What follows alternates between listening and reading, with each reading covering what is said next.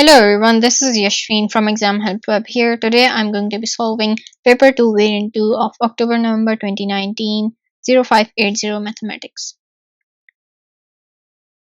Starting with question number 1, the lowest temperature recorded at Scott Basin in Antarctica is negative 57 degrees Celsius. The highest temperature recorded on Scott Base is 63.8 degrees Celsius, more than this. What is the highest temperature recorded at Scott Base? So the highest temperature recorded at Scott Base is 63.8 degrees more than negative 57, which is negative 57 degrees plus 63.8, which would be equal to 6.8 degrees Celsius. Question number 2. Calculate 5.8 plus cube root of 340. And we can simply put these values in our calculator and we get the answer as 7.60. Question number 3, expand. Alright, so we have got to multiply these, the whole bracket with a. So we get the answer as a to the power of 4 plus 3a. 4. On the Venn diagram, shade the region A intersection B complement. So we have got to shade everything which is not A intersection B. The only area which is A intersection B is this. So we'll have to shade the rest of the diagram. 5. The mass correct to nearest kilogram of each of 11 parcels is shown below. A. Find the mode. Alright, so the mode, which is the figure which occurs the most over here, is 23. B. Give a reason why the mean would be an unsuitable average to use. Calculating the mean would give us a value which is not corrected, so that would be inaccurate if we compare it to these values which are all corrected to the nearest kilogram.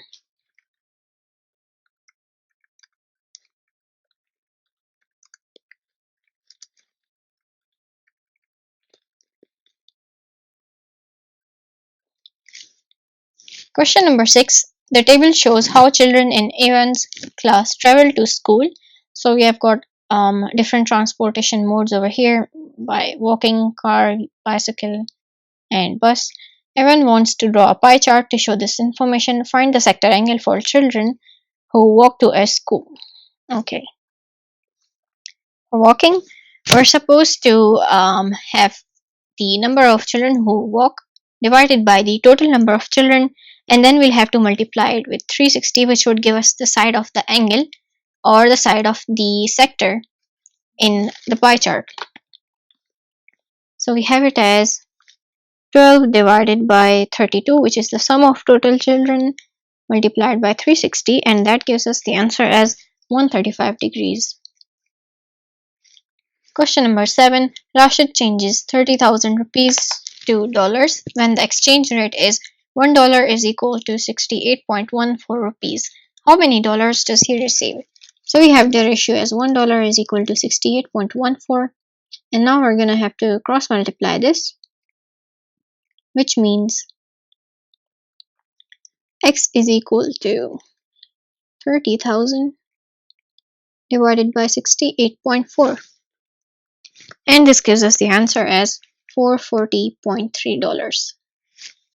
Question number 8. The bearing of P from B is 102. Find the bearing of B from P. So the bearing of B from P means we have a north pole over here to P, and then we start the clockwise rotation from P to B, which is over here, and we're supposed to be finding this whole angle. We can do that by subtracting the inner angle from 360, which would give us the rest of the angle. And since these are interior angles, we can subtract 102 from 180, and that gives us the answer as 78 degrees. So this angle over here is 78 degrees, and subtracting it from 360 gives us the bearing, which is also the answer, as 282 degrees. 9. Solve the inequality. Alright, so I'm gonna shift the 12 on the left hand side and x plus 2 to the left hand side. So we have our inequality as negative 13, negative 12, greater than 3x minus x plus 2. So negative 13 and negative 12 become negative 25. Alright, so over here what I'm going to do is I'm going to multiply both of the fractions with 2, and if I'm doing that I'll also have to multiply this side with 2. So we have negative 25 into 2 greater than 3 2's are 6x, and x 2x x upon 2 multiplied by 2 cancels both of the 2, which becomes negative x. So here we have negative 50 greater than 5x. So we have x is less than negative 50 divided by 5, which gives us x less than negative 10. Question number 10. Write the recurring decimal 0.7 as a fraction. Show all your working and give your answer in its simplest form. So let's assume x is equal to 0.6777. I'm going to write 7 in all of these equations, which I'm going to be proceeding with. So let's multiply this whole equation with 10. So we have 10x is equal to 6.777. And then again I'm going to multiply this with 10. Now this gives us 100x is equal to 67.777. We need to have the equal number of 7 after the decimal. So now I'm going to subtract this whole equation from the third equation that we had, which would leave us with 90x is equal to 61. So we have x as 61 by 90 in our fraction form. Without using a calculator, work out 3 5 by 8 minus 1 2 by 3. You must show all your working and give your answer as a mixed fraction in its simplest form. So we multiply 3 and 8, which is equal to 24, and then we add 5 to it, which becomes 29. So here we have 29 by 8 minus, similarly we convert this mixed fraction into improper fraction, and that becomes 3 1s are 3 plus 1 is 2, plus 2 are 5. So we have 5 by 3. Right, now we need to have the denominator as the same value, so I'll multiply this fraction with 3 and the second one with 8. So we have the result as 87 minus 40 divided by 24, which is the common denominator, and the result is 47 divided by 24. And now I'm going to have to show the working of this division. So we have 24 1s are 24 and the remainder is 23. So we have our mixed fraction as 1/23 upon 24. Question number 12. A regular polygon has an interior angle of 176 degrees. Find the number of sides of this polygon. Okay, so let's suppose this is a part of our polygon and this is the interior angle. Now if we extend this line, this would be the exterior angle, and as you can see over here, the sum of these two angles would be 180 because their sum would be angle on a straight line. That means the sum of a single interior angle and a single exterior angle of any polygon is equal to 180 degrees. And now I'm gonna subtract 176 from 180 to calculate the exterior angle of this polygon, which is 180 minus 176, and that is 4. So 4 is the exterior angle of this polygon, and the formula 360 divided by the number of sides is equal to exterior angle also gives us the number of sides in any polygon. And since now we know the exterior angle is 4 degrees, we can calculate the number of sides in this polygon, and that would be 4n is equal to 360, and dividing 360 by 4 gives us the number of sides as 90. Question number 13. Two mathematically similar containers have heights of 30 cm and 75 cm. The larger container has a capacity of 5.5 liters. So the one with height 75 has the volume 5.5 liters. Alright, calculate the capacity of the smaller container give your answer in milliliters. I'm going to convert liters to centimeter cube first. So we have the scale as 1 liter is equal to 1000 centimeter cubes, and that would mean 5.5 liters are equal to 5500 centimeter cube. So we have all of our values in centimeters over here, and now we can proceed. So we have 30, which is, I'm going to be using the similarity concept over here. So we have the heights over here, 30 and 75, and I'm going to cube them, is equal to, we know the larger container has the capacity of 55, and we're supposed to be calculating the volume of the smaller container, which is unknown, and then we divide it by 5500. So x over here is equal to 5500 multiplied by 30 cube. This is actually cross multiplication, divided by 75 cube, and then x would be equal to 352 centimeter cube, which is also equal to 352 milliliters.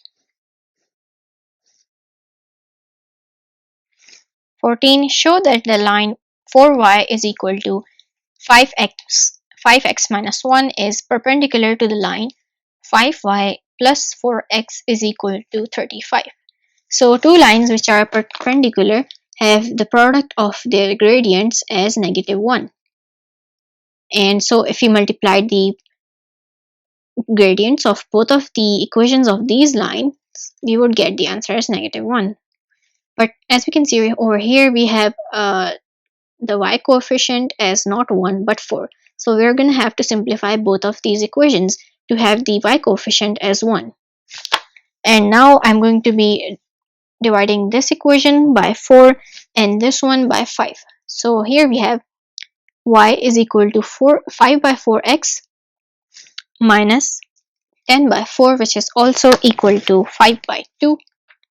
So we have our equation over here, we have the gradient and the constant over here. Similarly, I'm going to divide this equation and we get the answer as y plus 4 by 5x is equal to 7. And now I'm going to shift the gradient on the right hand side.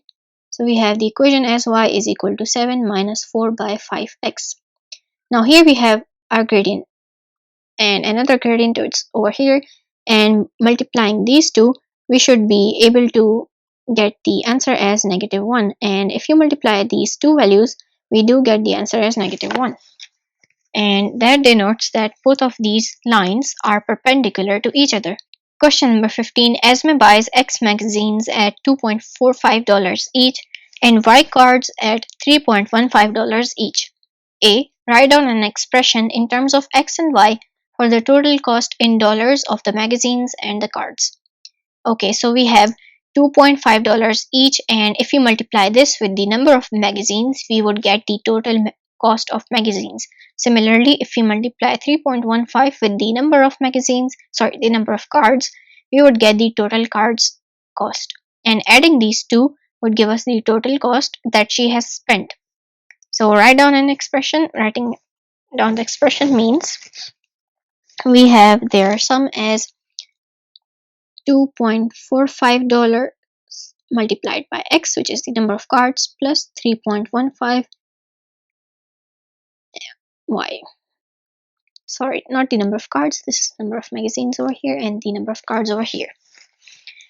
Moving on to B, Esme spends $60.55 in total, which means the sum over here, which we have written in the form of expression of Y and X, is equal to 60.55. She buys 8 magazines. Alright, so we know the value of X is equal to 8, so I'll multiply 2.45 with 8, and that is equal to 19.6 plus 3.5y, and y is unknown, which we have to figure out since the question asks how many cards does she buy, is equal to 60.55. So y over here is equal to 60.55 minus 19.6 divided by 3.15, and that is equal to 13. Question number 16. By shading the unwanted regions of the grid, find and label the region R that satisfies the following inequality. Okay, so here I've got my graph over here, and I'll have to start drawing over here. Now, as you can see, one of the lines is y less than or equal to 5. So I'll start by drawing a line on y-axis. Less than or equal to 5 means a line over 5 over here. Got my ruler aligned, and that's it. Okay, since we want less than area, I'm going to shade the area which is not wanted over here. So the next one is y greater than or equal to x plus 1. I'll have to draw a table over here for this one. So I'm going to take the values of x as 0, 1, and 4.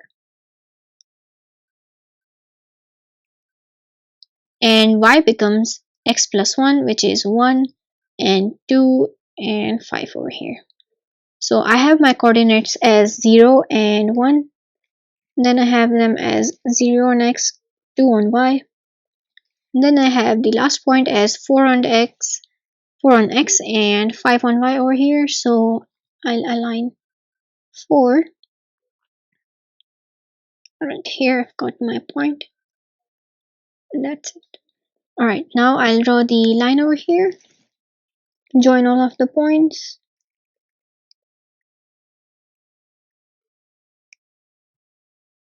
Okay, that's it.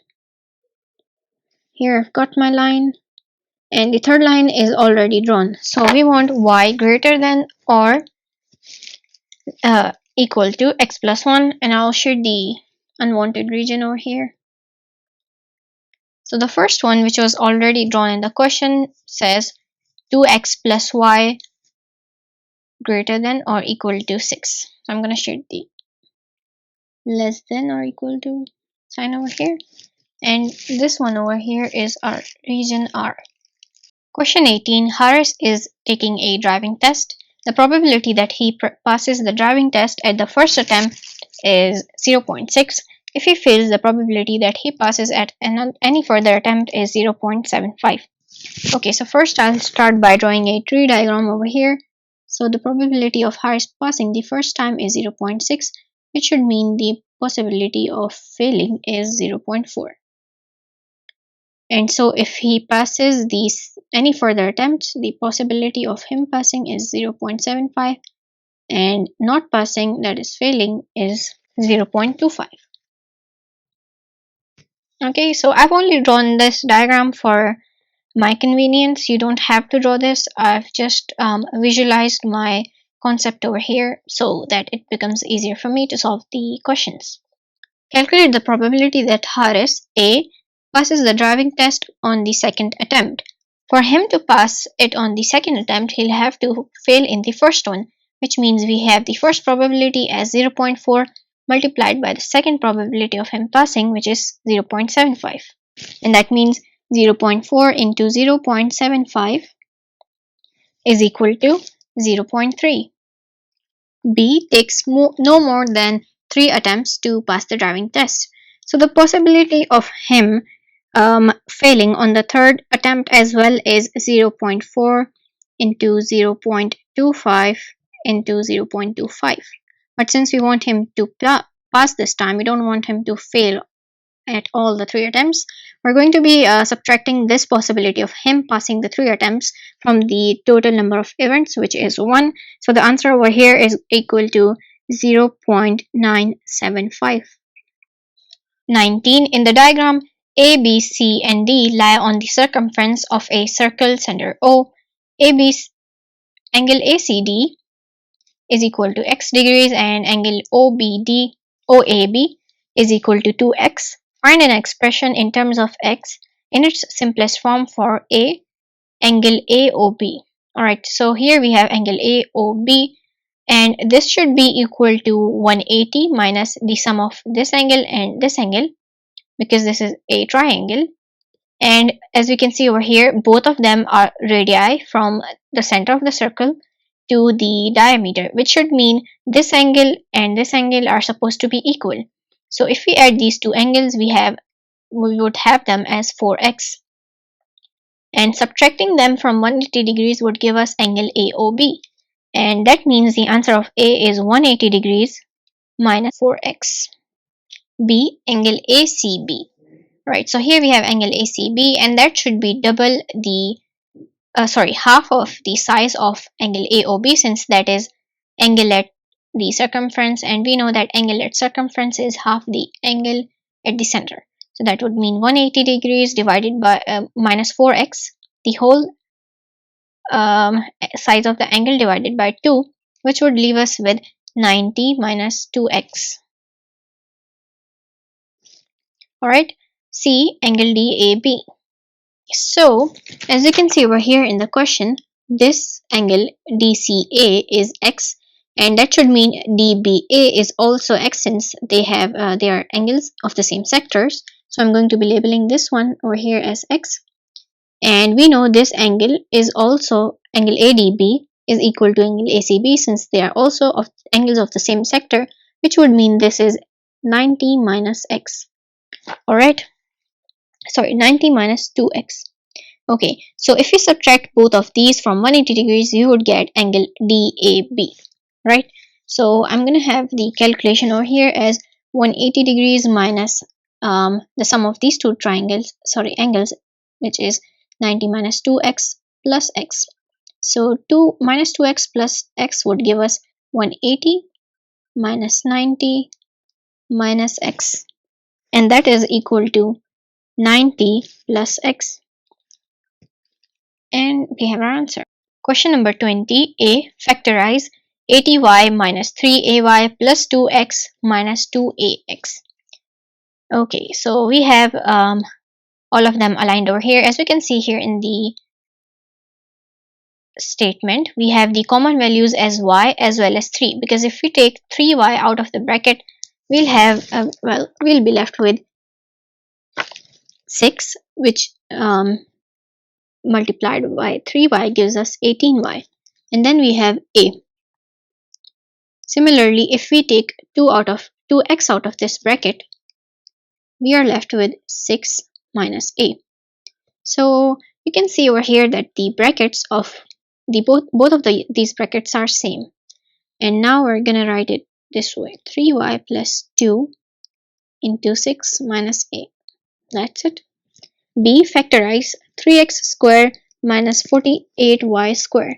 So I'm gonna first off, what we can see over here is we cannot have a square root of this number or this number in whole numbers. We'll either have to work out with decimal points, and that is not an option over here. So I'll divide both of them with 3. So that would leave us with 3 out of the bracket and x square minus 16y square. And now we can take out the root of both of these factors over here, which is x and 4y, and that leaves us with 3 multiplied by x plus 4y and x minus 4y. Since in this identity both of the squares do not have the same sign, x has positive sign and 16y square has negative sign, so the signs of both of these brackets is going to be different. Question number 21. A. 3 to the power of negative 2 into 3 to the power of x is equal to 81.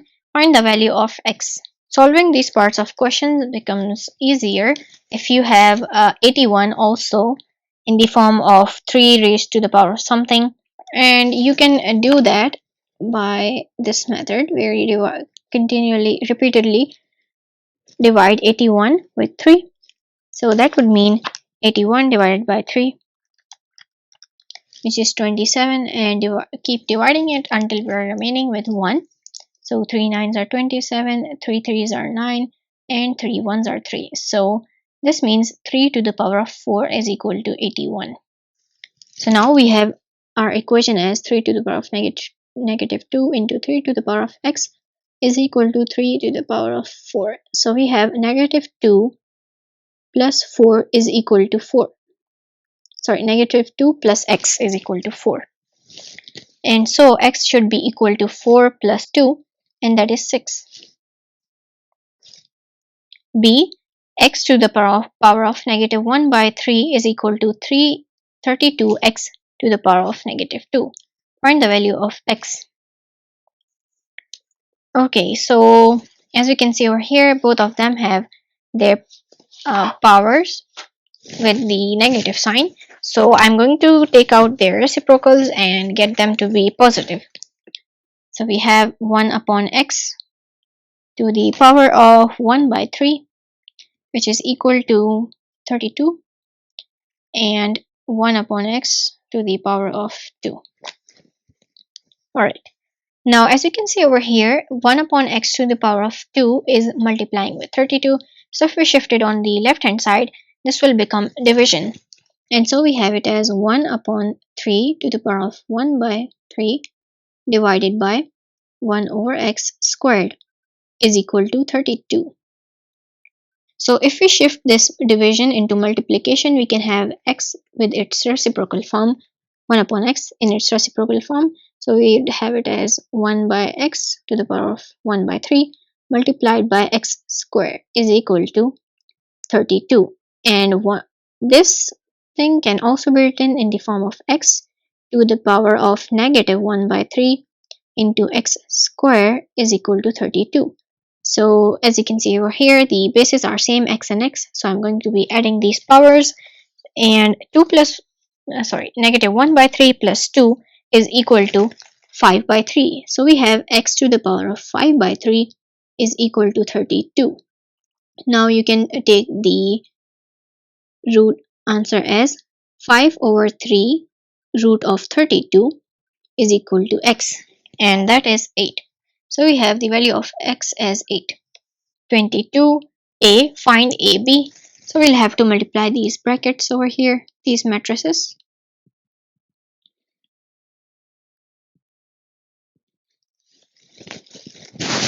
Okay, so we have the sum of 3 and 2 multiplied by negative 2 and 4 as 2. Since 3 2's are 6, negative 6 plus 8 is equal to 2. Similarly, we have the product of the sum of the products of 3 and 2 and 5 and 1 as 17. We repeat the process and get the answers as 10 and negative 25. B, CA is equal to negative 13 and negative 2. Find the value of K. So that would mean multiplying the matrix C with the matrix A should give us the answer as negative 13 and negative 2. So if we multiplied this with this, we should get the value answer as negative 13. And that would be negative 3, negative 5k is equal to negative 13. We have it as negative 5k is equal to negative 13 plus 3, which is negative 10. So we have k as negative 10 divided by negative 5, which is equal to 2. So k is equal to 2. C, find A inverse. So we have following the formula 1 over AD minus BC multiplied by D minus B minus C and A, which is the formula of finding inverse of A. I'll substitute the values and we get the answer as 1 over 10 multiplied by 0, negative 2, 5 and 3. Question number 23. The speed time graph shows information about a train journey. A. By drawing a suitable journey to the graph, estimate the gradient of curve at time is equal to 24. So I have my graph with my tangent drawn over here.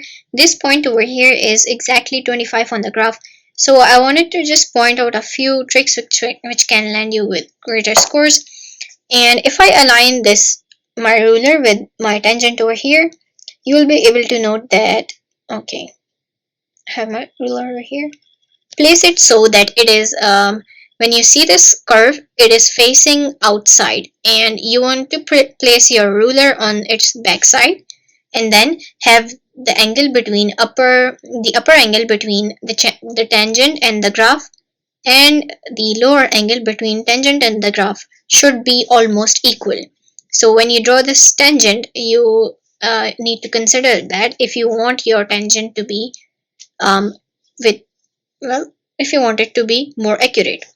So here I've drawn my tangent, and I've got some coordinates over here. This one over here is 22.5 on x and 2.1 on y, and the second one over here I've taken the tangent as 24 on x and 1.5 on y. Now I'm going to use the equation y2 minus y1 over x2 minus x1 as the equation we need to use to find the tangent of this graph. So that should mean y2, which is 1.5, minus y1, which is 2.1, divided by x2, 24, minus x1, which is 22.5.